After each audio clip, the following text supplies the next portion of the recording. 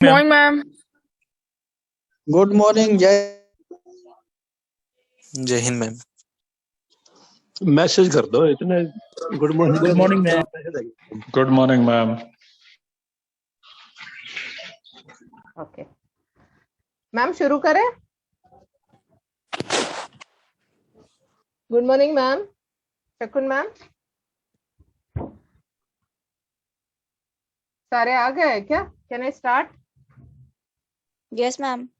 Okay yes ma'am. चलो, already मेरी वजह से थोड़ा आज लेट हुआ है तो हम शुरू कर देते हैं। जैसे अभी ये हमारा लास्ट लेक्चर है, ठीक है? सो एक मिनट, मेरा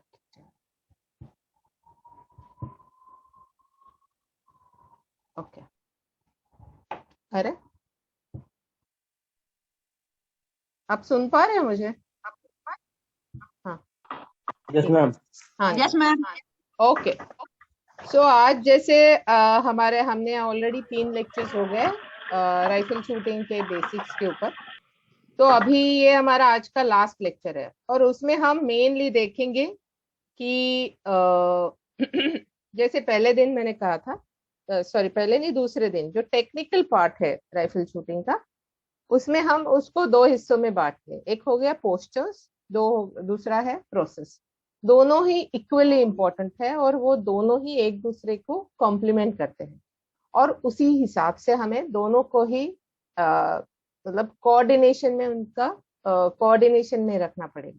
मतलब अगर आपका पोस्चर बुरा है बट प्रोसेसेस आप ठीक से फॉलो कर रहे हैं, तो प्रोसेसेस पोस्चर बुरा है तो प्रोसेस आप ठीक से फॉलो भी नहीं कर पाओगे और आपको रिजल्ट भी सही नहीं आएगा। और उल्टा है कि आपके पोस्टर्स बहुत अच्छे हैं लेकिन आप प्रोसेस अच्छा फॉलो नहीं कर रहे हो तो भी आपको रिजल्ट अच्छा नहीं आएगा। तो इसलिए ये दोनों ही चीजें बहुत इंपॉर्टेंट है। तो पोस्टर्स का बेसिक्स तो हमने देख लिया ऑलरेडी। आज हम बात करेंगे मोर अबाउट प्रोसेसेस और कुछ इक्विपमेंट जैसे बैरल एक्सटेंशन है। उस जो पहले दिन जो एडवांस इक्विपमेंट्स मैंने कहा था और उसमें साइटिंग आएगी, तो साइटिंग से रिलेटेड जो जो भी इक्विपमेंट हम यूज करते हैं एडवांस इक्विपमेंट, सारे तो हम यहाँ कवर नहीं कर सकते क्योंकि अभी जैसे डेवलप टेक्नोलॉजी जैसे जैसे डेवलप हो रही है, कई सारी नई एवरी डे कुछ न कुछ नया आता रहता है, तो हम सभी को तो कवर नहीं कर सकते। लेकिन जो बेसिक चीजें, कुछ चीजें जो कॉमनली यूज होती है उनके बारे में और जो एडवांटेज देते हैं उनके बारे में हम आज बात करेंगे। तो प्रोसेसेस में सब कुछ आता है। The all your actions which are important for releasing a correct executing a shot becomes your process। उसमें आपका प्रिपरेशन भी आता है, मतलब जब आप इक्विपमेंट प्रिपरेशन भी आता है, आप अपने आप को जो प्रिपेयर करते हो वो भी आता है, और जब आप पोजीशन में आप किस तरीके से पोजीशन लेते हो वो भी आता है, और पोजीशन लेने के बाद हर शॉट में जो प्रोसेस हम फॉलो करते हैं, कैसे लोड करते हैं कैसे अनलोड करते हैं, लोडिंग और अनलोडिंग के बीच का जो सारा प्रोसेस है, इंटायर एक्शन है आपका एक्शन सीक्वेंस, वो प्रोसेस सबसे ज्यादा इम्पोर्टेंट है। तो हम अभी उसी के बारे में बात करेंगे। उसमें सब कुछ है, लोडिंग अनलोडिंग, उसके बाद aiming, breathing, triggering, follow through. So ये सारी चीजें ये प्रोसेसेस में आते हैं। सो ये प्रोसेसेस सही तरीके से फॉलो करना बहुत जरूरी है। तो फॉर एमिंग के लिए अभी तो हमने राइफल और बॉडी उनका कांटेक्ट और उनका एक यूनिट करके हमने उसको, अभी तक हमने टारगेट पूरी तरह से इग्नोर कर लिया था। तो we were more talking about more about shooter और फायरिंग लाइन के पीछे जो होता है उसके बारे में बात की। सो अभी हमें टारगेट के साथ अपने आप को अटैच करना है शूटर। तो वो क्या, the only thing that attaches a shooter to a target is sight picture। ठीक है, अभी आप सभी को ओपन साइट और पिप साइट का फर्क बेसिक बेसिक तो पता है कि जिसमें ओपन साइट में जैसे पिस्टल की साइट्स होती है, दोनों ही फ्रंट साइड बैक साइड दोनों ही ओपन रहती है और आपको दोनों को अलाइन करना होता है। जैसे ये वी और बार होता है या कभी आपका यू होता है, तो उसको, और उसमें क्या होता है, और उन दोनों को पूरा उनको अलाइन करके फिर वो पूरे उस अलाइंड साइड पिक्चर को आपको टारगेट के साथ अलाइन करना होता है। तो इसमें क्या होता है कि आपकी जो नजर है, आई फोकस जो है, वो पूरे टाइम आपको फ्रंट साइड पे आपको नजर रखनी होती है। जिसकी, अगर आप फ्रंट साइड पे नजर फोकस रखते हैं, तो आपको उसके पीछे जो टारगेट है, उसके बाद में जो सामने टारगेट है, आपको उसका भी एहसास है, और पीछे जो आंख और फोर साइड के बीच में जो बैक साइड है, उसका भी एहसास है।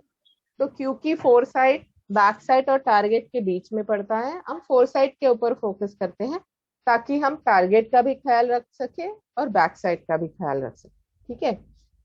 लेकिन राइफल में क्या होता है, हम जब पीप साइट यूज करते हैं, पीप साइट का जो पीप है जिसके थ्रू हम देखते हैं, और वो सारे पीप पीप मतलब एक टनल होल। तो पीप जो है वो सारे टनल्स हैं। तो वो सारे कॉन्सेंट्रिक सर्कल्स है। जैसे आपका बैक साइड का जो होल है वो सर्कल है, फिर फ्रंट साइड का जो टनल है वो सर्कुलर है, उसके अंदर जो आपका फोर साइड का रिंग लगा हुआ है वो भी सर्कल है, और उसके अंदर टारगेट है वो भी गोल है। तो आपको ये सारे कॉन्सेंट्रिक सर्कल्स जो है उनका सेंटर एक जगह लाना है। तो सारे रिंग एक के साथ वो सारे अलाइन हो जाएंगे, तो आराम से आपका साइड पिक्चर बनता है। अभी इसमें ये पीप साइड का साइड पिक्चर है। आप ये देख सकते हो कैसे, कहाँ हम आंख रखते हैं। बैक साइड इसमें ओपन साइड के कंपैरिजन में यहाँ बैक साइड आंखों के बहुत, शूटर के बहुत पास होती है। ठीक है, ताकि आप उस होल से, इतना छोटा सुई जितना होल होता है, उससे आप ठीक से देख पाओ। और ये साइड पिक्चर रफली ऐसे दिखता है जब उस साइड से देखते हो। पूरा जो आउटर बड़ा वाला सर्कल है वो आपका बैक साइड है।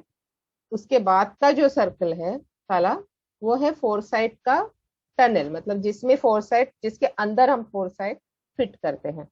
और उसके अंदर के जो लास्ट रिंग है वो फोर साइड का अपर्चर है। और ऑफकोर्स सेंटर में जो काला गोला है वो हमारा टारगेट है। तो इस तरीके से हम सारे सर्कल्स को सेंटर करते हैं। क्योंकि बैक साइड बहुत क्लोज है और ये सारे टनल एक के साथ एक, इसको कॉन्सेंट्रिक सर्कल्स को एक के साथ अलाइन करना है, sighting becomes easier in rifle. जैसे पिस्टल में साइड पिक्चर मेंटेन करना ही एक बहुत बड़ा ही चैलेंज है, क्योंकि एक तो पिस्टल आपकी बॉडी से दूर है, उससे भी ज्यादा दूर आपका बैक साइड है, उससे दूर फोर साइड है। तो उसकी वजह से इन सभी का, और फिर दूर 10 मीटर पे या 25 मीटर पे आपका टारगेट। तो इन सब चीजों का अपने एक दूसरे के साथ कोऑर्डिनेशन मेंटेन करना, ये पिस्टल शूटिंग की ये एक मेजर चैलेंज है। बट राइफल शूटिंग में वो चैलेंज है ही नहीं। ये जो पीप साइड शूटिंग जो है वो राइफल शूटिंग हमने देखा कि ऑलरेडी बहुत ही प्रिसाइज है, और पीप साइट इसको और प्रिसाइज बना देता है। वो क्या, क्यों और कैसे, ये मैं अभी आपको मैं एक्सप्लेन करती हूँ। अभी इसमें दो साइड पिक्चर में दो तरह के रिलेशन है। एक है बैक साइड और फोर साइड का, और दूसरा है फोर साइड और टारगेट का। उसमें जो बैक साइड और फोर साइड है वो आपके बैरल के ऊपर दोनों फिक्स्ड है, उनकी जगह फिक्स है। तो आप जब बैक साइड के अंदर अगर बैरल की सीध में देखो तो आपको फोर साइड नजर आएगा। फोर साइट और टारगेट का जो रिलेशन है उनके बीच में कोई कनेक्ट नहीं है। ठीक, वो सिर्फ विजुअल कनेक्ट है, हम नजर से सिर्फ उनको एक दूसरे के साथ अलाइन करते हैं, उसमें वो कोई फिजिकल कनेक्ट उसमें है नहीं। तो दैट जो रिलेशन है वो बार बार चेंज होता रहता है। लेकिन बैक साइड और फोर्थ साइड, क्योंकि वो दोनों फिक्स्ड है बैरल के ऊपर, एक दो बैरल के दो एंड पे वो फिक्स्ड है, उसका रिलेशन फिक्स्ड है। जब आप हम हमें चिकपीस पे जब हम हमारी आंख रखते हैं, इट वर्क्स लाइक दिस। मैं आपको एक्सप्लेन करूं, ये जैसे सपोज ये आपका बैरल है, इसके ऊपर यहाँ फोर साइड है, ये बैक साइड है। तो मैंने उसको, इनको अभी आपकी तरफ देख के मैंने ये अलाइन कर दिए, यहाँ से होल से देख रही हूँ, दोनों एक लाइन में मुझे दिख रहे हैं। अगर मेरा मेरा अगर आंख थोड़ी सी यहाँ हो जाती है तो मुझे ये फोर साइड लेफ्ट में दिखाई देगी, ठीक है। बैक साइड को मेरी आंख के पास है तो I can still see, hole से मुझे दिख रहा है बट फोर साइड मुझे लेफ्ट में दिख रही है। तो मैं क्या करती हूँ, क्योंकि मेरी आंख इधर है, हम उसको अगर सेंटर में लाना है फोर साइड, तो हम इसको, मैं जब ऐसे घुमाऊंगी इसको आप राइट की तरफ, तो वो मेरी आंख, बैक साइड और फोर साइड तीनों ही सही सेंटर में आ गई। फिर मुझे लगता है मेरी फोर साइड और बैक साइड अलाइन है। तो एक्चुअली हम जब सेटिंग करते हैं तब क्या करते हैं कि जब अगर, लेकिन हम यूजुअली उसके लिए क्या करते हैं कि अगर मेरी आंख अगर लेफ्ट में है तो नेचुरली मुझे फोर साइड लेफ्ट में दिखाई देगी, तो मैं फोर साइड चेंज नहीं करती। ओके, जब ये मेजर डिफरेंस है तब, क्योंकि फोर साइड जब मैं यहाँ लाती हूँ तो मेरे राइफल का डायरेक्शन चेंज हो जाता है। आप ये चीजें अब हमें समझनी बहुत जरूरी है कि जब बैक साइड और फोर साइड का अलाइनमेंट क्यों जरूरी है, क्योंकि वो फिक्स्ड है, लेकिन उसके बावजूद अगर आपकी आंख थोड़ी लेफ्ट में है तो आपको फोर साइड ऐसे कर, आपको राइट में घुमाना पड़ेगा, तभी आपको वो सेंटर लाइन दिखेगा। और अगर आप राइट में घुमा रहे हो तो इसका मतलब आपका जो राइफल का एंगल है शूट करने का, राइफल का एंगल ही चेंज हो गया। तो हम जब चीक सेटिंग करते हैं तब हम इसको स्ट्रेट रखते हैं, बैरल को तो हम इसको घुमाते नहीं है, हम चीक को अगर मेरा लेफ्ट में है तो उसको थोड़ा राइट में करते हैं, तो राइफल का एंगल वो उसका डायरेक्शन सेम रहता है। मैंने अपनी आंख का डायरेक्शन चेंज कर लिया। तो ऐसे करके, और एक बार आपका जब चीक पीस फिक्स हो गया, अगर बार बार आपका आंखों का पोजीशन अगर बैक साइड के रिलेशन में सेम जगह बार बार आ रहा है, तो आपका फ्रंट साइड और बैक साइड का जो रिलेशन है वो कभी भी चेंज नहीं होगा, वो फिक्स रहता है, क्योंकि ना बैक साइड हिलती है ना फोर साइड हिलती है, ठीक है। सो पीप साइड में ये एक एडवांटेज है कि एक बार हमने, क्योंकि हमारे पास चीक पीस है, चीक है, आप ओपन साइड में आपके हेड पोजीशन, जैसे आप, वो बहुत दूर है पिस्टल आपके बॉडी से, और साइड साइड भी और भी ज्यादा दूर है बैक साइड, तो आप इधर से देख रहे हो या इधर से देख रहे हो, उसके हिसाब से आपका एंगल चेंज हो सकता है। तो वो इसीलिए वो चैलेंजिंग हो जाता है। बट राइफल में क्योंकि आप अपना हेड पोजीशन फिक्स कर सकते हो, आपका नेटवर्क ठीक नहीं आ रहा है आपको, सुनाई दे रहा है सबको ठीक से? जी सही सुनाई दे रहा है Yes, ma'am. Yes, okay, ma'am. Yes, ma'am. जी मैम। अच्छा, जी ma'am. Okay, thank you so much. So ये इसलिए फिक्स साइड में क्या होता है, एक बार आपके हेड पोजीशन, आंखों का पोजीशन फिक्स हो गया, तो आपका बैक साइड और फ्रंट साइड का रिलेशन फिक्स हो गया, फिर वो हिलेगा नहीं। तो आपको उसको बार बार उसको मेंटेन करने की जरूरत नहीं होती। आपने एक बार, शूटर ने एक बार पोजीशन लेके सर रख दिया, और पहली बार जब हम उठाने के बाद जब सर रखते हैं, तो back side and four side जो होता है वो अपने आप, वो एक बार आपको पहली बार सर रखते ही आपको चेक करना है कि वो बैक साइड फोर साइड ठीक है। अगर आपने सही तरीके से सर नहीं रखा है तो आपका बैक साइड फोर साइड का अलाइनमेंट ठीक नहीं होगा, then you have to redo it, दोबारा उसको करेक्ट करना पड़ेगा। तो शॉट के शुरू में ही एक बार आपने आपका हेड पोजीशन फिक्स कर दिया, तो उसके बाद आपको बैक साइड और फोर साइड को चेक करने की जरूरत नहीं है, you can totally forget about that. Okay, और क्या होता है जब हम किसी भी चीज की तरफ देख रहे हैं, उसके आसपास की जो चीजें हैं, हमारा जो हम उसको, हमारा जो कॉन्शियसनेस है वो देख एक चीज की तरफ रहे हैं, लेकिन उसके आसपास होने वाली चीजों का ख्याल हमें रहता है। तो वैसे बैक साइड और फोर साइड एक बार फिक्स हो गए, उसके बाद शूटर क्या करता है, फोर साइड और टारगेट को अलाइन करने की कोशिश करता है। तो फोर साइड और टारगेट को जब हम अलाइन कर रहे हैं, तब शूटर की आंख, क्योंकि यहाँ कोई एक बार नहीं है, पोस्ट नहीं है या पॉइंट नहीं है जिसके ऊपर वो आंख फोकस करे, शूटर की आंख फ्रंट साइड और target and back to front sight, जब हम टारगेट के साथ अलाइन करते हैं, राइफल शूटिंग में ये होता है पीप साइड में, जब हम उसको टारगेट के साथ अलाइन कर रहे होते हैं राइफल को, तब हमारी आंखों का फोकस जो है फ्रंट साइड से टारगेट, टारगेट से बैक टू फोर साइड, ऐसे कॉन्स्टेंटली फोकस मूव होता रहता है क्योंकि हम चेक कर रहे हैं। तो इसलिए पीप साइट राइफल में हम कभी भी किसी भी एक पॉइंट पे फोकस नहीं करते। ठीक है, ये बेसिक आपको समझना जरूरी है, तभी आप आगे की चीजें समझ पाओगे राइफल में। लेकिन ये मैम करते, प्लीज एक क्वेश्चन है यहीं पे। ये हम शाम को करें क्वेश्चन प्लीज, क्योंकि बहुत लंबा है ये चीजें। आप लिख के रखो प्लीज। Okay okay. ठीक है, तो जब हम ये इस तरह का हमारे साइड पिक्चर दिखता है। अभी इसमें आप देख सकते हो relation between four side and back side. Okay, जहाँ पे टारगेट के साथ तो अलाइंड है, लेकिन आप देख सकते हो सेकंड पहला वाला पूरा कंप्लीटली अलाइंड है, दूसरे में फोर साइड थोड़ा नीचे है। तो आपको चीक आपका हेड पोजीशन, आपको उसको हेड पोजीशन को ऊपर उठाना पड़ेगा। टू सी फोर साइड सही सेंटर में लाने के लिए आपको अपनी आंख ऊपर उठानी पड़ेगी। अभी इसमें अगर ऊपर रहता है फोर साइड तो आपको थोड़ा नीचे जाके उनको अलाइन करना पड़ेगा, मतलब चीक पीस नीचे करना पड़ेगा। वैसे ही लेफ्ट राइट में, जब वो लेफ्ट में फोर साइड आपको जब लेफ्ट में दिख रही है, इसका मतलब आपकी आंख बैक साइड के थोड़े लेफ्ट में है, आपको बैक साइड के सेंटर में आना पड़ेगा। तो आपको चीक पीस थोड़ा राइट में घुमाना पड़ेगा। ये वो इतना चीक पीस की सेटिंग अगर ठीक हो जाती है तो ये अलाइनमेंट ऐसे जैसे पहले में है वैसे अलाइनमेंट कांस्टेंट रहता है। ठीक है,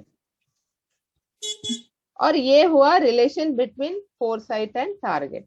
इसमें आप देख सकते हो कि वो उसके अंदर वो घूम रहा है, लेकिन ये जो रिलेशन है, क्योंकि वही उसको कोई फिजिकल कनेक्शन नहीं है, वो कॉन्स्टेंटली चेंज होता रहता है। इसलिए जब शूटर हम शॉट चला रहे होते हैं तो राइफल शूटर का मेन ध्यान टारगेट और फोर साइड की तरफ होता है, और बैक साइड सिर्फ हम जब पहला पोजीशन हेड पोजीशन रखते हैं बस तभी वो हम बैक साइड फोर साइड पे ध्यान देते हैं। और इसीलिए हेड पोजीशन सही होना, चिक पीस सही तरीके से सेट करना बहुत जरूरी है।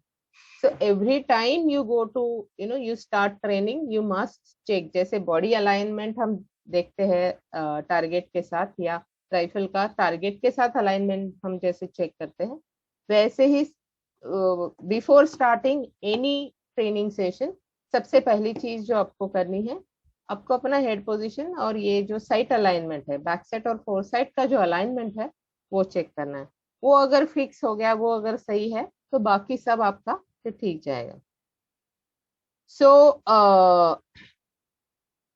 इसलिए क्योंकि ये इस तरीके की हमारी साइटिंग होती है राइफल में, टिप साइट राइफल में, उसमें हमारा जो एक तो वो रिंग के साइजेस और कंट्रास्ट, मतलब कलर का कंट्रास्ट, वो बहुत मायने रखता है। जैसे शुरू में मैंने बताया था कि हम जब हमारी आंख जो है वो उसका फोकस टारगेट से, फ्रंट साइड से टारगेट, टारगेट से बैक, ऐसे घूमता रहता है। तो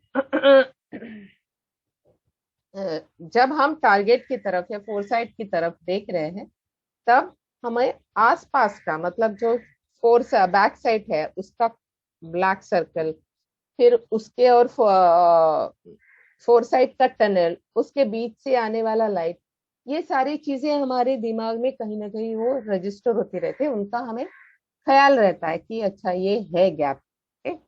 तो वो गैप, और क्योंकि हम डेली इसकी प्रैक्टिस करते हैं, उसका जो कॉन्ट्रास्ट है वो यहाँ रजिस्टर होता है, और उसमें अगर कुछ फर्क आता है तो फिर हम बहुत कॉन्शियस हो जाते हैं। जैसे एकदम डार्क हो गया कुछ, मतलब बहुत क्लाउडी हो गया, अब दिख नहीं रहा है, फॉगी हो गया, तो ये जो कॉन्ट्रास्ट है ये सारे रिंग के बीच में, टारगेट ऑलरेडी जैसे 10 मीटर पे तो काफी ब्राइट दिखता है टारगेट, उसका जो ब्लैकनेस है वो ज्यादा ब्लैक रहता है, और 50 मीटर पे वो थोड़ा सा ग्रे हो जाता है, थोड़ा ब्लर हो जाता है। तो ये जो कंट्रास्ट है इन सब के साथ वो बहुत मायने रखता है। अगर आप ये 5 इसमें आप देख सकते हो कि उसमें और एक चीज बताना मैं भूल गई कि जब हम जैसे मैंने कहा कि एक बार front side back side set हो गई, हम जब एमिंग शुरू करते हैं टारगेट के साथ, तो टारगेट के साथ अलाइन करना जब शुरू कर देते हैं तब फोरसाइट और बैक साइड के बीच में हमारी आंखों का फोकस है वो ट्रेवल करता रहता है। और एक्चुअली जब हम उसको राइफल को फाइनली रोकते हैं और ट्रिगरिंग शुरू करते हैं, वो फाइनल मोमेंट ऑफ ट्रिगरिंग में हमारे आंखों का focus is completely on the target. आपको पिस्टल शूटिंग में सिखाया जाता है कि आपको टारगेट देखना ही नहीं है, लेकिन राइफल में एट द एंड हमारी आंखों का फोकस जो होता है वो टारगेट पे होता है। अभी आप में कुछ प्रैक्टिसिंग शूटर्स है तो इमीडिएटली जाके आंखें फाड़ फाड़ के टारगेट देखना शुरू मत करो। ये नेचुरल प्रोसेस है, वो अपने आप होता है, क्योंकि वो उस वक्त की हमारी जरूरत है। इवन आपके कुछ बच्चे शूटर्स है तो शूटर्स को भी इस तरीके से आप मत समझाओ। वो अपने, इट्स अ नेचुरल प्रोसेस, ये अपने आप होता है। अगर आपको कोई सर्कल है उसका, अगर आपको कोई बोलता है कि ये सर्कल है, ये सर्कल क्यों है, तो आपका सबसे पहले आपकी जो माइंड है वो उसका सेंटर ढूंढेगी, क्योंकि वो सेंटर अगर सही है तो ही उसका वो सर्कल सही है। मतलब वो सेंटर के रेफरेंस में ही आप बता सकते हो कि वो सर्कल सही सही सर्कल है या नहीं। तो इन हमारे इस साइड पिक्चर का सेंटर है टारगेट, इसलिए एट लास्ट मोमेंट पे हमारी जो आंख है वो टारगेट पे फोकस रहती है।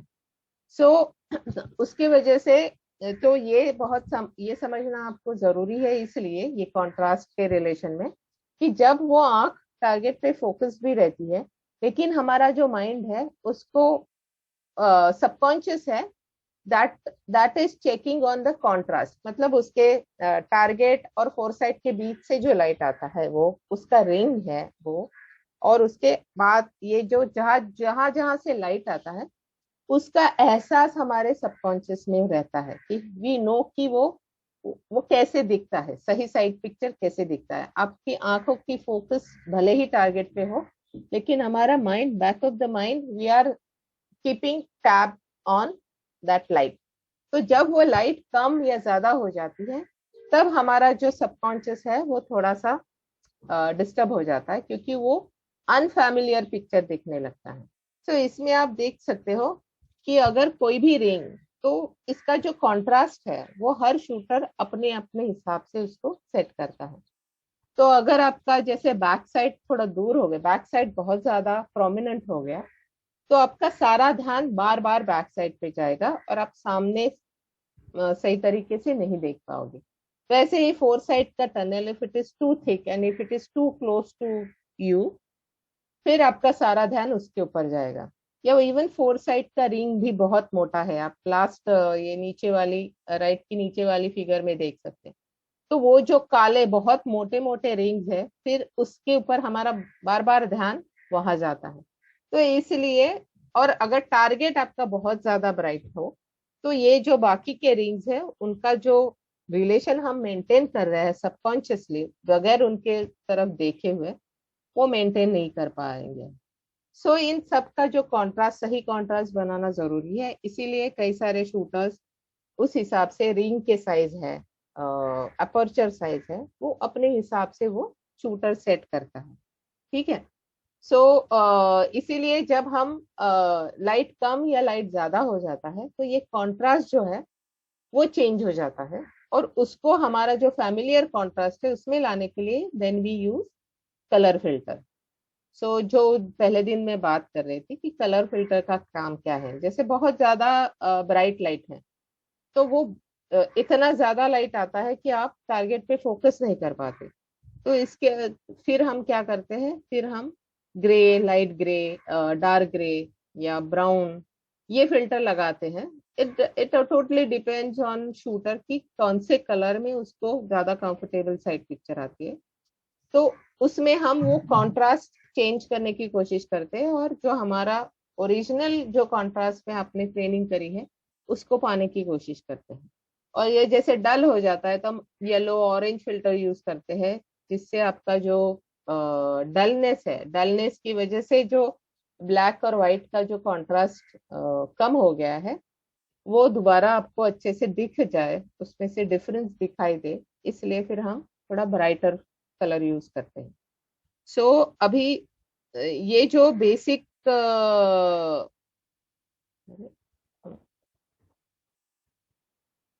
तो जो है ये इक्विपमेंट मैंने उस दिन बताए थे, जैसे एक्स्ट्रा इक्विपमेंट जो हम कलर फिल्टर यूज करते हैं या front side changeable adjustable front sides use करते हैं, तो ये इसीलिए यूज होते हैं। उन सब का यूज तो मैंने अभी बता दिया कि इवन एडजस्टेबल फ्रंट साइड से आप उसका थिकनेस कम ज्यादा कर सकते हो, अपर्चर कम ज्यादा कर सकते हो, तो उससे आपका साइड पिक्चर चेंज हो सकता है आपके हिसाब से।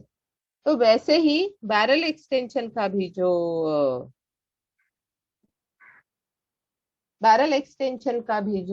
कॉन्सेप्ट है वो इट इज वो इसी प्रिंसिपल के ऊपर बेस्ड है, और वो साइटिंग में ही आपको एडवांटेज देता है। कैसे, वो हम देखते हैं। बैरल एक्सटेंशन के तीन इफेक्ट होते हैं। एक तो आपका एमिंग लाइन है, जो इट एक्सटेंड्स एमिंग लाइन। दूसरा, इट हेल्प्स डिटेक्ट मूवमेंट। और तीसरा है इट उसका, क्योंकि वो एक ट्यूब वेट जैसा ऐड होता है आपके बैरल पे। हमने परसों बात की थी कि बैरल पे वेट डालना चाहिए या नहीं डालना चाहिए। अगर बैरल पे आप वेट डालते भी हो तो वो ट्यूब वेट होना चाहिए। तो बैरल एक्सटेंशन आपका एक हल्का होता है, वो बहुत ज्यादा भारी होना नहीं चाहिए बैरल एक्सटेंशन। और वो एक जैसे एक कॉन्सेंट्रिक ट्यूब जैसे आपके बैरल में लगी रहती है आगे, तो वो एक वेट ऐड कर देता है आगे, और उससे रिकॉइल पे काफी इफेक्ट आता है। तो let's see how it works, कि ये कैसे काम करता है हम देखते हैं। ठीक है।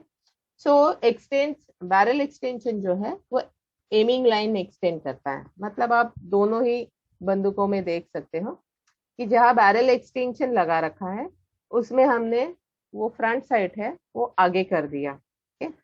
तो फ्रंट साइड, बैक साइड और फ्रंट साइड का जो डिस्टेंस है वो लंबा हो गया, बट फ्रंट साइड और टारगेट के बीच में जो डिस्टेंस है वो कम हो गया। तो उसकी वजह से क्या होता है, जितनी कोई भी चीज दूर जाती है, आपकी आंखों से दूर जाती है, तो वो जैसे टारगेट बहुत दूर है तो टारगेट हमें थोड़ा सा ब्लर दिखता है, लेकिन ये बाकी जो फ्रंट साइड बैक साइड आपके आंखों के ज्यादा क्लोज है तो वो ज्यादा आपको क्लियर और ब्राइट दिखती है। लेकिन एट द एंड मोमेंट में जब आपको फ्रंट साइड और बैक साइड, फ्रंट साइड और टारगेट सिर्फ देखना है, उस वक्त क्या होता है, थोड़ा फ्रंट साइड जैसे थोड़ा आगे चला गया तो वो टारगेट टारगेट और फ्रंट साइड का अपने आप का जो रिलेशन है या कॉन्ट्रास्ट है वो थोड़ा कम हो जाता है। मतलब जितना फ्रंट साइड आपके आगे जाएगी उतनी वो, अगर आप 50 मीटर पे फ्रंट साइड रखोगे तो ब्लैक काले कलर की, तो वो और टारगेट आपको सेम कलर का दिखाई देगा। लेकिन वैसे जितना दूर जाएगा उतना वो थोड़ा थोड़ा उसका जो डार्कनेस है वो कम हो जाता है, और फिर उसको टारगेट के साथ अलाइन करना, मतलब टारगेट के साथ उसको मैच करना थोड़ा सा इजी हो जाता है।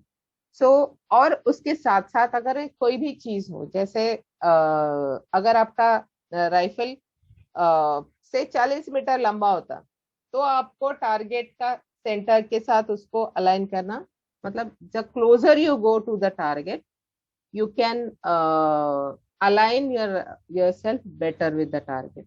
तो इसलिए ये जब एक्सटेंड एमिंग लाइन हम एक्सटेंड करते हैं, मतलब फोर साइड टारगेट के थोड़ा पास कर देते हैं, तो उससे आपको अलाइनमेंट में और सेंटर जज करने में ज्यादा आसानी होती है। लेकिन ये क्या है, पहले हम तीनों ही बारे में बात करेंगे और वो कितना हेल्प करता है वो भी बात करेंगे। फिर दूसरा इसमें ये होता है कि फ्रंट बैक साइड और फ्रंट साइड के बीच का क्योंकि डिस्टेंस बढ़ गया, आपको जो मूवमेंट है, फोर साइड की जो मूवमेंट है राइफल की, वो ज्यादा दिखने लगती है। मतलब कोई भी चीज जब अभी बैक साइड से आप देख रहे हो, इफ इट इज क्लोजर, जैसे ये है, ओके, तो ये जो हिल रहा है आपको, तो जो ये पास का पॉइंट आपको हिल उतना ही आदित्य रहा है, शर्मा लेकिन पास यही का है। जो क्लोजर है आपके पॉइंट, कौन सी उसकी बैंक है मूवमेंट उतनी HDFC? दिखाई नहीं देती जितनी मैम कोई दूर के बीच में पॉइंट बार की बार दिखाई बोल ये देती। रहा मैम है। पीछे से आवाज आ रही है बार बार। अमन चौधरी अपना माइक बंद करो। अमन चौधरी अपना माइक बंद करो। सो बैक साइड और फोर साइड के बीच का जैसे डिस्टेंस बढ़ता है, आप फोर साइड का जो मूवमेंट है टारगेट के ऊपर वो ज्यादा अच्छे से दिखाई देता है। तो उससे क्या होता है, आपको आपको पता है कि मूवमेंट कितना ज्यादा है, तो उस हिसाब से आप अपनी ट्रिगरिंग है, अपना आपका रिलीफ है, या मूवमेंट रोकने का जो you can hold it better and reduce movement. Ma'am इनको बाहर क्यों नहीं निकालते हो आप? डेली का ड्रामा हो रहा है, पीछे से आवाज आती है। अमन चौधरी माइक ऑफ कर लीजिए अपना। इनको प्यार से तो समझ में आता नहीं, बाहर निकाल दो इन्हें।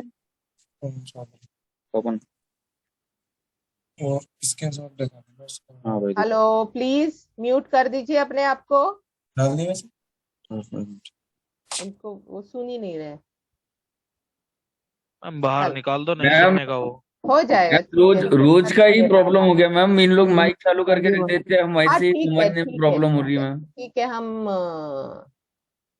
हम we will continue. So back sight और फोर साइड का जैसे डिस्टेंस बढ़ता है, फोर साइड आपके आंखों से जितना, बैक साइड से जितना दूर जाएगी, उतना उसका मूवमेंट आपके लिए ज्यादा विजिबल हो जाता है। मतलब बॉडी, बेसिकली मूवमेंट बॉडी से होती है, तो बॉडी हिल उतना ही रहा है, बट आपको उसका एहसास जो हमें टारगेट पे दिखता है, वो जो एहसास बैरल एक्सटेंशन यूज करने से आपको वो मूवमेंट ज्यादा विजिबल हो जाता है, आपका मूवमेंट। और नेचुरली अगर मूवमेंट विजिबल है तो आप उसको रोकने की कोशिश करोगे, और आपकी स्टेबिलिटी बेटर होगी, और आपको आपकी ट्रिगरिंग भी उसी हिसाब से होगी। So that also adds to your accuracy. तीसरा जो मैंने कहा कि उसमें जो barrel extension, it's a tube. वो ट्यूब वेट जैसे एक्ट करता है। वो ट्यूब जब आगे लगता है तो वो आपके बैरल को थोड़ा सा हल्का सा भारी कर देता है, और आगे से उसमें एक हल्का सा पुल आता है, तो जिसकी वजह से जो रिकॉइल है वो थोड़ा सा शॉर्टर हो जाता है। तो ये जो तीनों चीजें हैं वो बहुत ही छोटे छोटे, it helps you in a very small amount. मतलब ऐसे नहीं कि बैरल एक्सटेंशन डाल दिया तो आपका 9-10 हो जाएगा, या 9.9 है वो 10.9, ऐसे नहीं होता। वो बहुत ही मतलब बहुत ही स्मॉल अमाउंट में वो आपको हेल्प करता है। लेकिन ये तीनों का जो कलेक्टिव इफेक्ट है वो काफी ज्यादा है। और वो कलेक्टिव इफेक्ट अगर आपको, इवन अभी जैसे हम डेसिमल स्कोरिंग में बात करते हैं, अगर हर शॉट में आपको इवन 0.1 या 0.05 का भी वो अगर एडवांटेज देता है, तो at the end of the day, like end of the match, 60 shot में आपके पूरे 3 पॉइंट एक्स्ट्रा हो जाते हैं। सो वो जनरल एक्यूरेसी बैरल एक्सटेंशन जरूर बढ़ाता है। उसमें और एक पॉइंट है कि जो हमारी आंखों का जो फोकस का शिफ्टिंग है, फ्रंट साइड से टारगेट और target to back to front sight, ये जो ट्रेवल है वो आपकी आंखों को काफी थका देता है। क्योंकि हम आंखें फाड़ के देख रहे हैं, और इतना पूरा फोकस के साथ हम हमारा zooming in and zooming out का जो एबिलिटी है आंख का, वो यूज कर रहे हैं। सो जैसे वो टारगेट और फ्रंट साइड का डिस्टेंस कम हो जाता है, आपको जूमिंग इन जूमिंग आउट का जो प्रोसेस है वो भी थोड़ा शॉर्टर हो जाता है। तो उससे आपकी आंखों में आप जिस तरीके से साइड पिक्चर देखते हो उसके भी फर्क पड़ता है, और वो अगेन आपको लंबे टाइम तक जब आप शूट कर रहे हो उसमें एडवांटेज देगा। बट इसके साथ साथ अभी मैंने जानबूझ के नीचे डाला है वर्ड ऑफ कॉशन। तो उसके साथ साथ और एक चीज का हमें ख्याल रखना है कि ये जो बैरल एक्सटेंशन है ये एडवांटेज जरूर देता है, लेकिन इसमें कुछ प्रॉब्लम्स भी है। प्रॉब्लम्स मतलब आज सच प्रॉब्लम नहीं है, लेकिन अगर आप बिगिनर को ये बैरल एक्सटेंशन लगा के आप खड़ा कर दोगे तो क्या होता है, एक तो जैसे ऐसे सेट कि एक तो वो भारी हो गया राइफल, और ऊपर से आगे आपको क्योंकि वो दूर चला गया फ्रंट साइड, उसका मूवमेंट शूटर को बहुत ज्यादा वो मूवमेंट दिखता है। जो उसको बिगिनर है वो उसमें इतनी स्टेबिलिटी नहीं है, उतना अच्छे से होल्ड नहीं कर पा रहा है। तो उस वक्त अगर आप उसको ये एडेड प्रॉब्लम दोगे तो वो फिर क्या करने लगते हैं, शूटर ट्रिगर स्नैच करना शुरू करते, फिर क्योंकि उस मूवमेंट इतना ज्यादा है कि वो स्मूथ ट्रिगरिंग नहीं कर पाते। तो ये जो बैरल एक्सटेंशन जो यूज करना है, वो जब आप एक लेवल की आप में एक्सपर्टीज आ जाए, आपका बेसिक स्टेबिलिटी जब बढ़ जाए, तभी आपको यूज करना चाहिए। इवन इफ यू चेक अपने टॉप शूटर्स को भी आप देखो, तो आप देखोगे कि उनमें बैरल एक्सटेंशन का जो पूरा पूरा इस्तेमाल है, मतलब वो पूरा एक्सटेंड फ्रंट साइड पूरा आगे तक एक्सटेंड करने वाले जो शूटर्स हैं, वो मेनली उसको प्रोन और नीलिंग में पूरा आगे रखते हैं, और स्टैंडिंग में वो नॉर्मल जगह पे ही रखते हैं उस साइड को, क्योंकि स्टैंडिंग में स्टेबिलिटी कम होती है। तो इन चीजों का आपको ख्याल रखना है कि क्योंकि अगर स्टेबिलिटी कम है तो बैरल एक्सटेंशन बहुत अच्छा आपको उतना एडवांटेज नहीं देगा। इसीलिए प्रोन शूटर्स आप देखना कि वो बैरल एक्सटेंशन बहुत ज्यादा यूज करते हैं, और स्टैंडिंग में फिर वो एक्सटेंशन लगा रहता है, बट वो उनका फोर साइड जो है वो पीछे रहता है। इनफैक्ट अगर आपके जब बिगिनर्स आपके पास है और मूवमेंट बहुत ज्यादा है, लेकिन उनको आपको बेसिक होल्डिंग और ट्रिगरिंग और वो सब सिखाना है, तो you can even move that four side आप, जहां उसका स्टैंडर्ड हम एकदम एज पे लगाते, तो आप फोर साइड थोड़ा पीछे करके भी कुछ दिन तक उनको ट्रिगरिंग और सारा सब चीजों की ट्रेनिंग करवा सकते हो, जिससे वो स्मूथ ट्रिगरिंग वगैरह ये सारे इन चीजों की आदत पड़ जाए, बेसिक एमिंग ट्रिगरिंग होल्डिंग सब सीख जाए। उसके बाद यू कैन मूव इट, उनका जैसे उसकी स्टेबिलिटी बढ़ेगी आप वो फोर साइड आगे कर सकते हैं। सो ये हुआ बैरल एक्सटेंशन के बारे में। फिर हम ये शूटिंग ग्लासेस यूज करते हैं।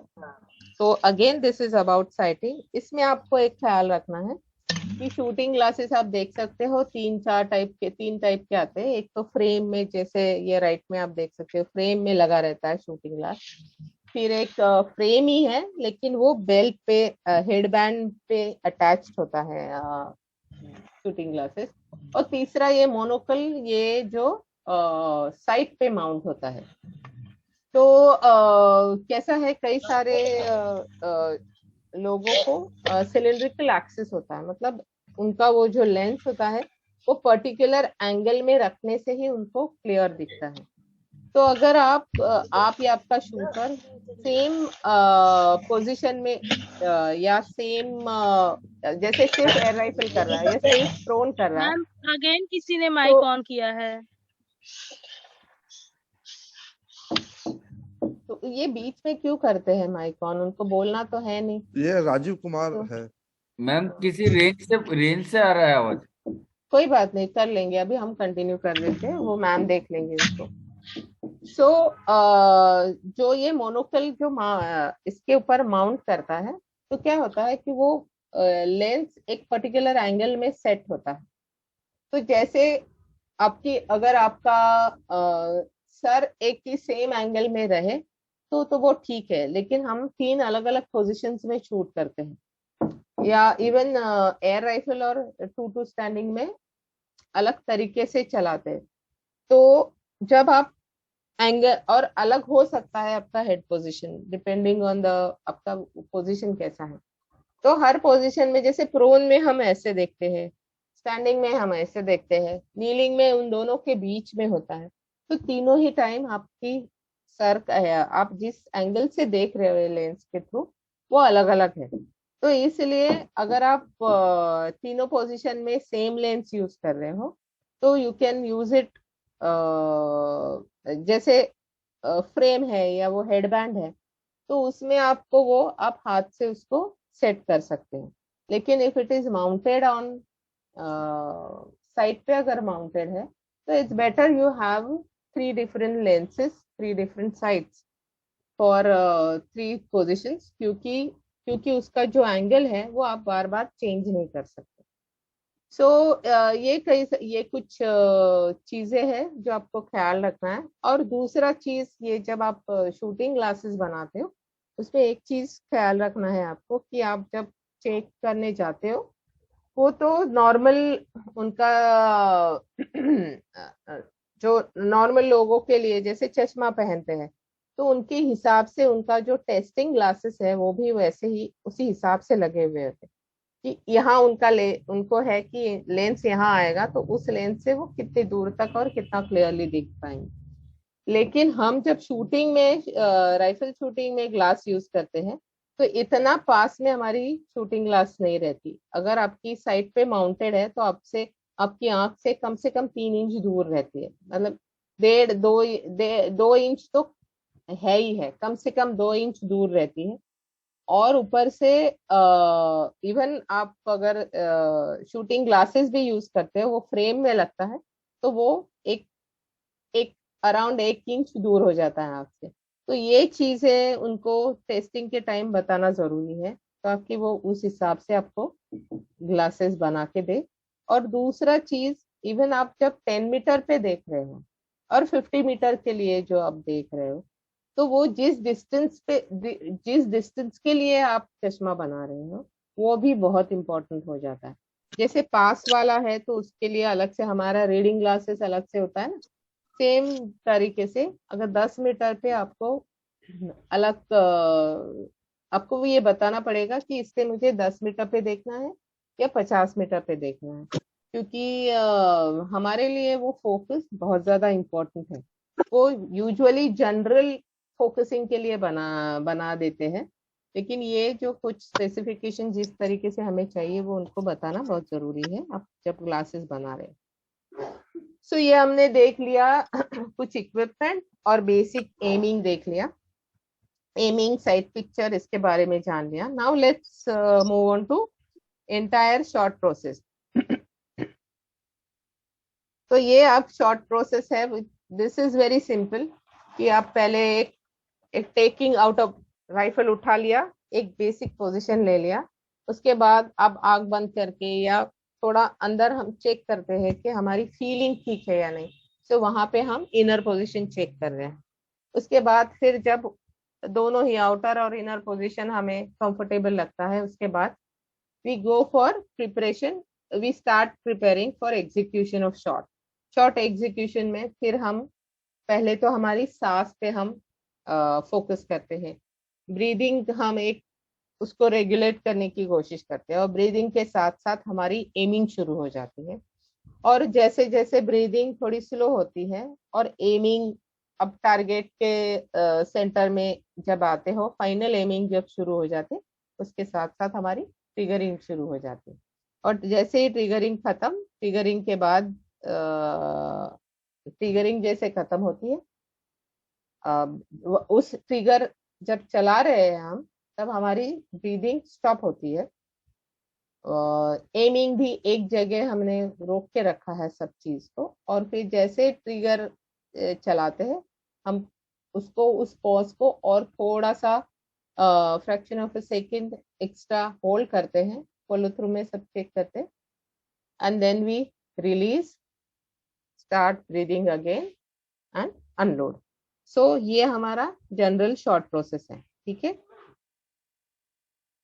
तो ये हुआ, और ये वही दोबारा उसमें से सिर्फ शॉर्ट एग्जीक्यूशन का प्रोसेस दोबारा डाला हुआ है कि लोडिंग, पहले तो हम लोड करते हैं, फिर सेटिंग, मतलब जिसके साथ ब्रीदिंग के साथ सब सेटिंग चेक करते हैं, देन उसके साथ साथ हम साइड पिक्चर चेक करते हैं, फिर एमिंग, फिर ट्रिगरिंग, फॉलो थ्रू, अनलोडिंग। सो ये अभी ये पिक्चर थोड़ी इंपॉर्टेंट है, इसको आप थोड़ा गौर से देखिए। ऑफ कोर्स ये कोई स्टैंडर्ड भी नहीं है, एक जनरल पिक्चर है ताकि ये जो बेसिक कॉन्सेप्ट है एक शॉर्ट प्रोसेस एक्सप्लेन करने के लिए, तो वो एक्सप्लेन कर पाए अच्छे से, इसलिए ये पिक्चर है। तो ये कोई मॉडल नहीं है ये, ठीक है। तो इसमें आप देख सकते हो, पहले जैसे आपने लोड कर लिया, तो जब लोड करते हो, यहाँ मैं लोड करने के बाद जब हम पोजीशन लेते हैं, राइफल उठा के पोजीशन में बैठते हैं, तब वी टेक डीप ब्रीथ।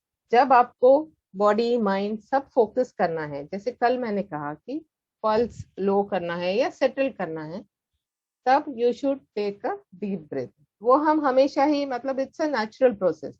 तो जैसे ही हम शॉर्ट राइफल उठाते हैं, you take 2 deep breaths, okay. अभी ये 2 में आप सेटल हो जाते हो या 3 में हो जाते हो, वो that depends from shooter to shooter. मैं एक जनरली बता रही हूँ, यू टेक 2 डीप ब्रीथ्स और ये दो जो डीप ब्रीथ्स है उसमें आप बॉडी सेटल कर रहे हो, अपना माइंड भी उस जगह पे ला रहे हो। You are focusing, you are bringing your focus on the actions. जो शॉट अभी एग्जीक्यूट करना है उसके ऊपर हम अपना माइंड का फोकस लाते हैं उस टाइम पे। तो इट इज लाइक पहले जो डीप ब्रेथ्स होते हैं उसमें you are bringing your body और माइंड का फोकस उस जगह पे ला रहे हैं, तो उसमें बॉडी सेटल हो रहा है, माइंड भी सेटल हो रहा है। सो दैट इज पहले जो डीप ब्रेथ्स है उसमें हम सेटल करते हैं। जैसे है हम सेटल हो गए, पोजीशन आउटर पोजीशन ठीक ठाक है, हम इनर की तरफ जा रहे हैं, तब हम एक नॉर्मल ब्रीथ करते हैं। जैसे अभी मैं बात कर रही हूँ या शांति से हम बैठे हैं, उस टाइम जो ब्रीदिंग होती है, जो नेचुरली ब्रीदिंग होती है सबकॉन्शियसली, तो कॉन्शियसली हम डीप ब्रीथ करना है तो हमें कॉन्शियसली ब्रीथ करना है। लेकिन हम जब शांति से बैठते हैं तो जो हल्का आराम से हम जो ब्रीथ कर रहे हैं नॉर्मल ब्रीदिंग, तो वो जब नॉर्मल ब्रीथ जब हम कर रहे हैं तब हम इनर पोजीशन चेक करके then we move on to sight picture. फिर वो सब चेक कर लिया कि सब कुछ ठीक ठाक है, उसके बाद हम हल्का सा फिर वी आर रेडी नाउ। आपका राइफल आ गया टारगेट के ऊपर, सारा एमिंग वगैरह ठीक है, बॉडी इज होल्डिंग वेल, थोड़ा सा हल्का सा मूवमेंट है बट वो नेचुरल मूवमेंट है, उसको आप धीरे धीरे कंट्रोल कर रहे हो और ब्रीदिंग आपका नॉर्मल हो गया है। तो now you are moving on to final aiming. जब आप फाइनल एमिंग में जाते हो तब हम क्या करते हैं, नॉर्मल से थोड़ा स्लो कर देते हैं ब्रीदिंग को, थोड़ा हल्का, मतलब नॉर्मल में आप जितना सांस ले रहे हो उससे थोड़ा कम सांस लेके उसको हल्का सा ब्रीदिंग करके उतना ही हम छोड़ते हैं, हल्का शॉर्टर ब्रेथ करते हैं। तो ये जो शॉर्ट ब्रेथ है उस दरमियान हम फाइनल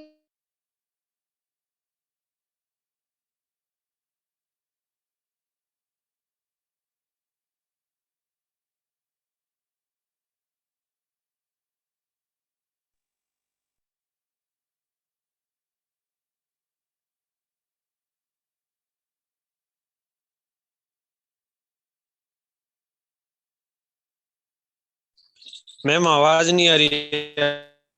हेलो मैम ना आवाज आ रही है ना स्क्रीन, दोनों चीज गायब हो गई। मैम का कॉल आ गया, बिजी है।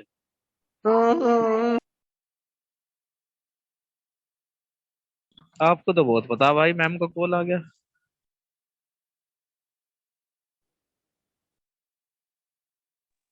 अरे डिवाइस में आ रही है गुरुजी, डिवाइस में आ जाती है किसी किसी में, टॉकिंग पे आ रही है, बात कर रही। भला भाई।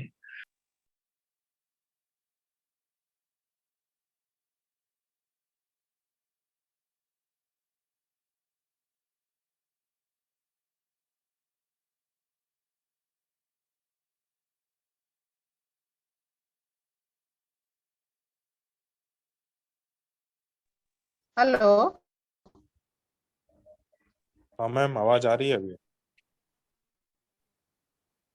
हेलो मैम आवाज आ रही है। अभी आ रही है? यस आवाज- मैम, जी आपकी मैम, आवाज आवाज आ रही है, आ रही है मैम आवाज। हाँ जी, मेरे यहाँ ना लाइट चली गई तो इसलिए मुझे फिर ये चेंज करना पड़ा। आप मैं दोबारा एक बार ये कनेक्ट कर देती हूँ, ठीक है? 1 मिनट दे दो आप मुझे।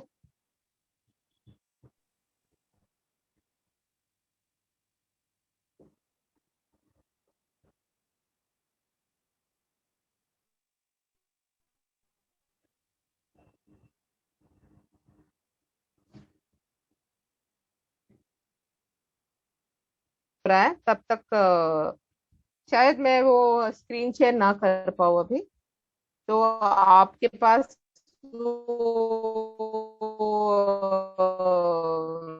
मैम प्रॉब्लम हो रही है अभी भी थोड़ी मैम सी आवाज नेटवर्क कट में, के आ रही है। आवाज कट रही है आपकी। अभी मैम आपका हाँ, क्योंकि कैमरा ऑफ कर दो। ठीक है, 1 मिनट रुक जाओ, कैमरा भी ऑफ कर देती हूँ। अब देखो अभी, इज इट बेटर?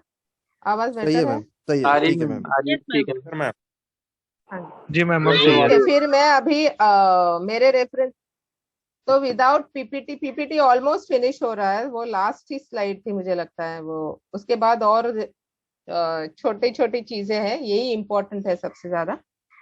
तो वो आप पीपीटी बाद में रिफर कर देना, ऑलरेडी वो पिक्चर अपनी लिखी हुई है।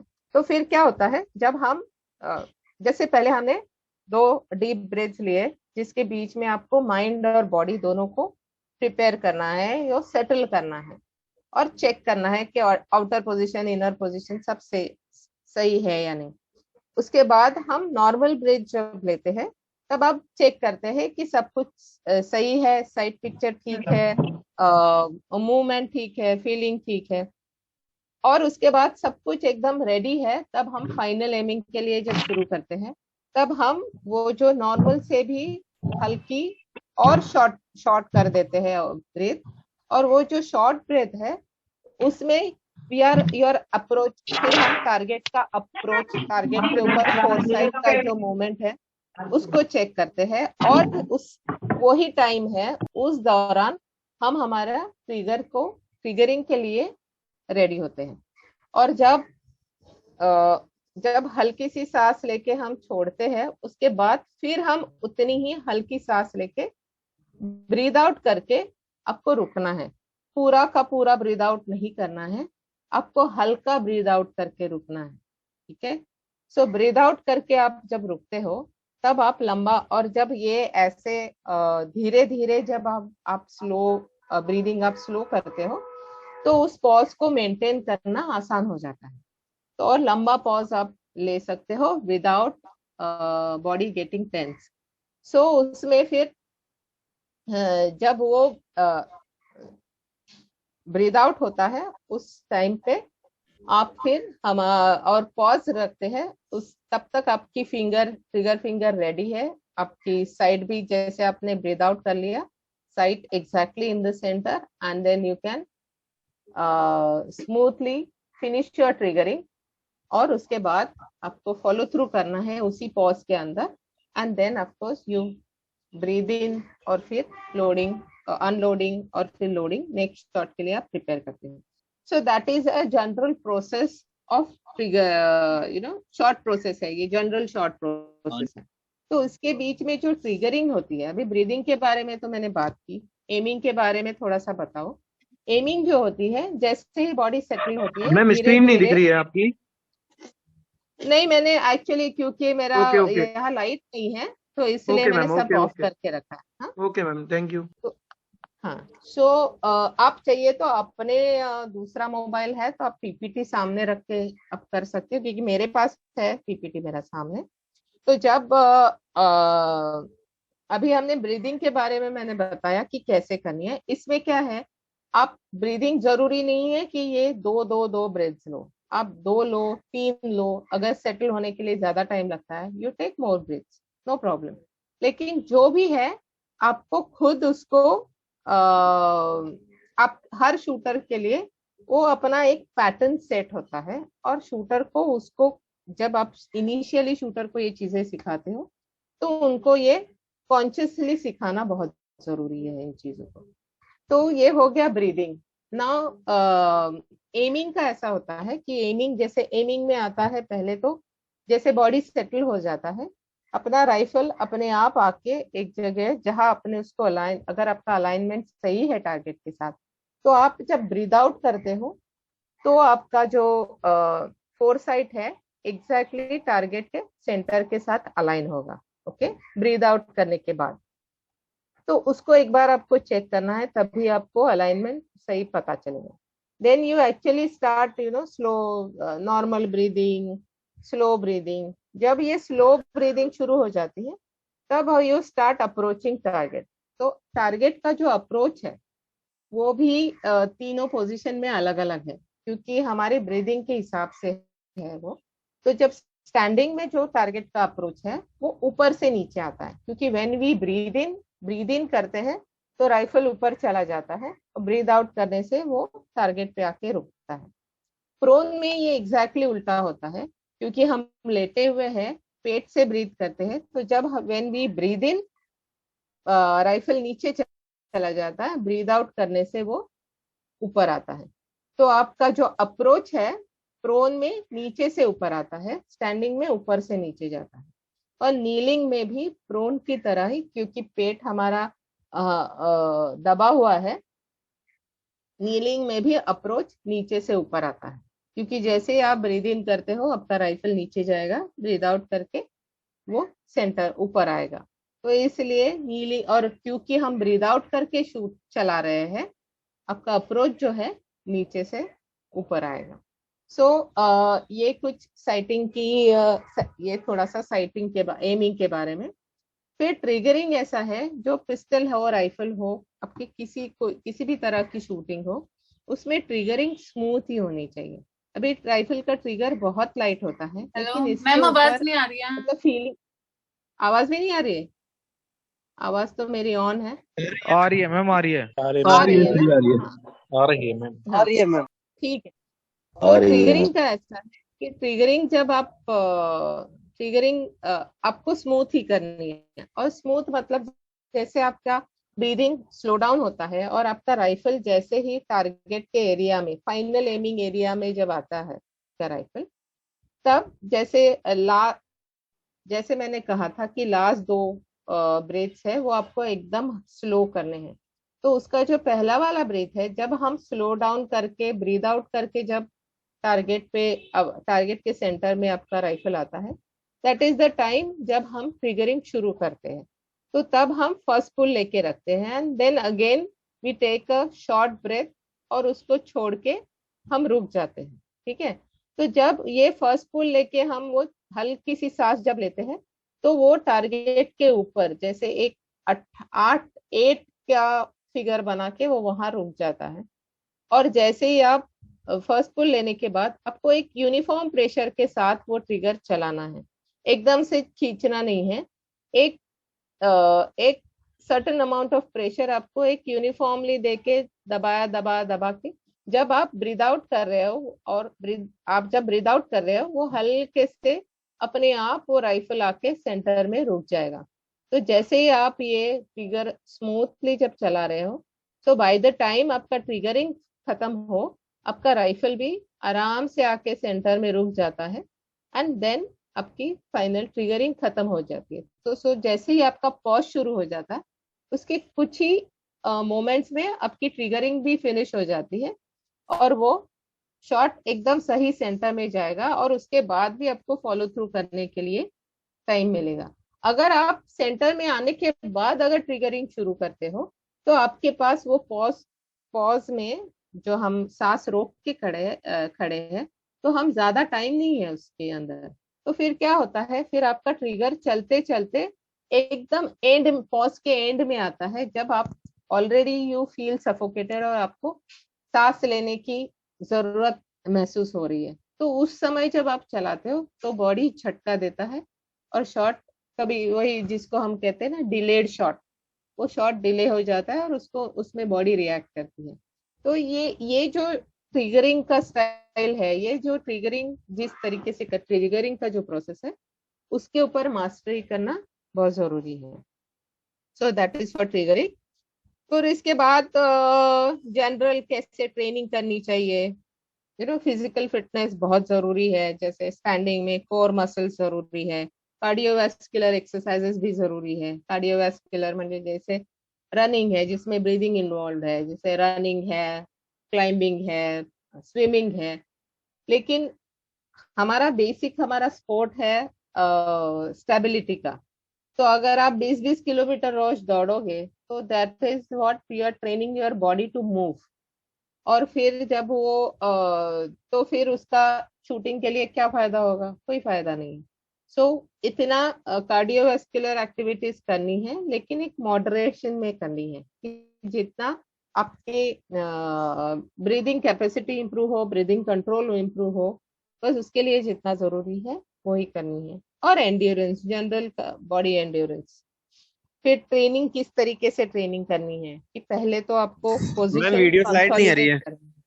हाँ नहीं, क्योंकि मेरे पास स्लाइड नहीं है। मैं कर सकती हूँ वैसे अभी, आई जस्ट ट्राई, लेकिन उसमें टाइम चला जाएगा, आज ऑलरेडी हम लेट हैं।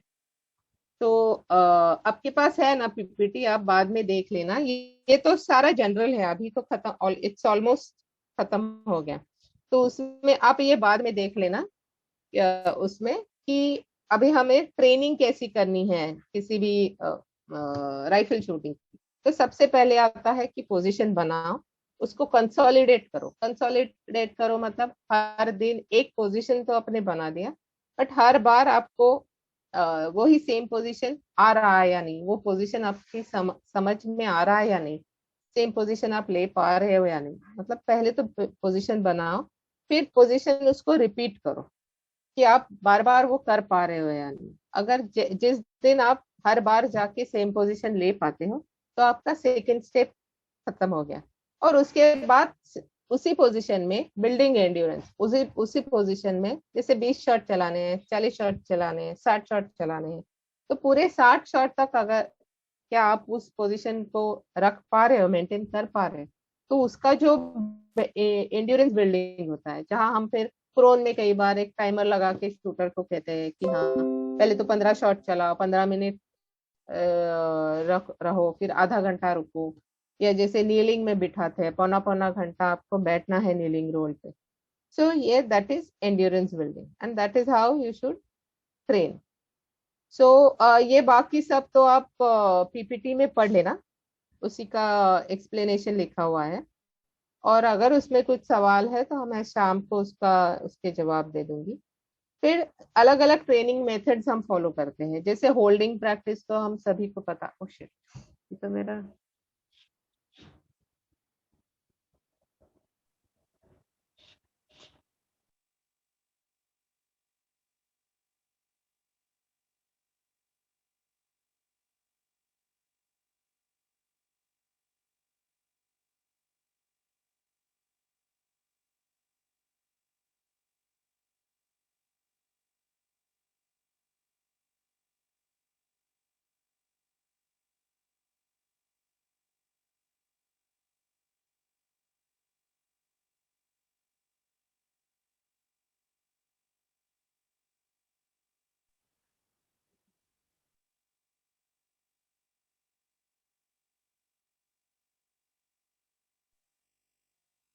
मैम आपकी आवाज नहीं आ रही है।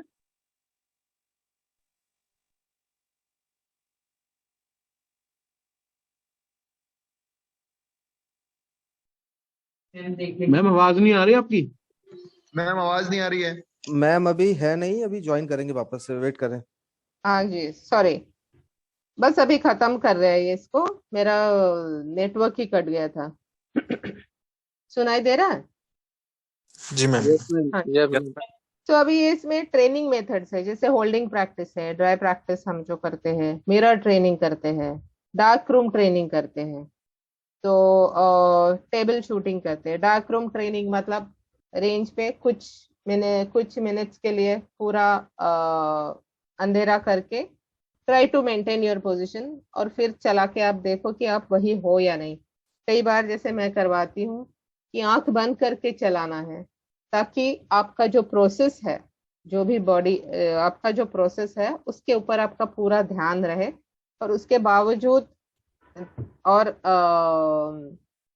एग्जैक्टली उस प्रोसेस फॉलो करते वक्त आपको कैसे फील होता है, जैसे ट्रिगर पे क्या फील होता है, बॉडी कैसे रिएक्ट करता है, उसकी समझ आए। कि टेबल शूटिंग है, ये क्या है, टेबल शूटिंग है, ट्रेनिंग ऑन मैम देखिए किसी ने बैलेंसिंग ऑन बोर्ड करके है, रखा है। मोहित जी आप अपना कैमरा बंद करिए please. Training on balancing board है। सो ये सारे ट्रेनिंग के अलग अलग बहुत सारे मेथड्स है जो हम फॉलो करते हैं। फिर शूटिंग डायरी, अभी इसमें बहुत सारे और भी फैक्टर्स है, लेकिन ये सारे थोड़े एक्सपर्टीज वाले हैं, तो इनके ये अभी हमारा टाइम एक्चुअली खत्म हो गया। तो आउटडोर शूटिंग के चैलेंजेस और लाइट, इसके बारे में, लाइट और विंड, इसके बारे में हम शाम के सेशन में बात करते हैं, बिकॉज इट्स ऑलरेडी ओवर, आपका दूसरा सेशन होगा। तो आप सवाल पूछिए, फिर शाम को मैं इनके बारे में बात करूंगी, क्योंकि ये एज ए सेट की राइफल शूटिंग इतना ही सारी चीजों का ख्याल रखना पड़ता है। तो मैं सारा तो 4 दिन के इन लेक्चर्स में इतना सारा कवर करना मेरे लिए पॉसिबल नहीं हो पाया। सो बेसिक मैं चाहती थी कि आप एटलीस्ट बेसिक पोस्चर्स और प्रोसेसेस के बारे में जानो, बाकी सब धीरे धीरे आता रहेगा। तो आप ये जो पीपीटी आपको भेजा हुआ है आज के दिन का, उसको थोड़ा अच्छे से देख मैम एक लेना। रिक्वेस्ट है उस हाँ बोलिए। मैम, अभी अगली क्लास में हमारा लगभग 100 घंटा है, तो आप अगर चाहें तो कंटिन्यू कर सकते हैं। शकुन मैम है क्या? लेकिन ना 1 घंटे से ज्यादा ना आपका फोकस रहता है ना मेरा। हम चाहिए तो शाम को थोड़ा लंबा नहीं कर मैम, देंगे, शाम को ही शाम करो। का थोड़ा लंबा कर देंगे, ठीक है? Okay ma'am. कोई नहीं मैम, शाम को कर लेना थोड़ा लंबा। शाम को कर लेंगे। मैम। शाम को मैं एक काम करूंगी, शाम को आई विल स्टार्ट, ये जो बीच का जो हमारा कट गया था ना, वहां से मैं शुरू करूंगी। पहले एक 15 मिनट में वो खत्म हो जाएगा, उसके बाद हम हाँ question मैम, उसके बाद answer डिस्कशन करेंगे। कर लेंगे। हाँ हाँ, मैम। ठीक है? ठीक तो है। हमारा पूरा सारा ma'am. Complete. Thank you ma'am. Thank you bye. Thank you ma'am. शाम को टाइम पे आना सर। Thank you ma'am.